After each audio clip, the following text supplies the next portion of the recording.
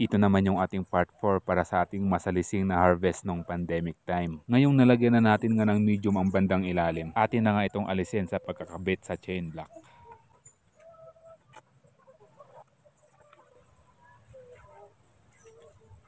Ang susunod naman nating proseso ang maitayo ng tuwid ang puno. Para nga maituwid ang puno, dagdagan lang natin ng medium kung saan ang kulang para nga makuha natin ang tamang tayo ng puno.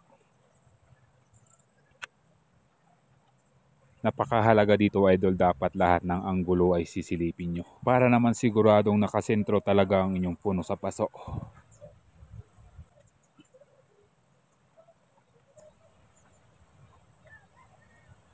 Kung pwede lang lumayo kayo para mas makita nyo talaga ang anggulo nito kung nakasentro ba talaga ang inyong puno.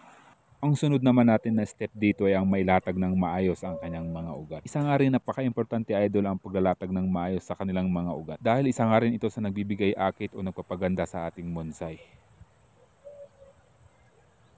Ngayon naman guys, pagkatapos nga natin itong isaayos, oras na nga para dagdagan ng medium ang ating paso para tuluyan na ngang maitanim at syempre tumibay na ang ating puno. Yun nga idol, sa wakas bagong resoil na yung ating puno at syempre bagong paso na rin. Sa next part naman natin idol ang paglalagay ng kanyang moss.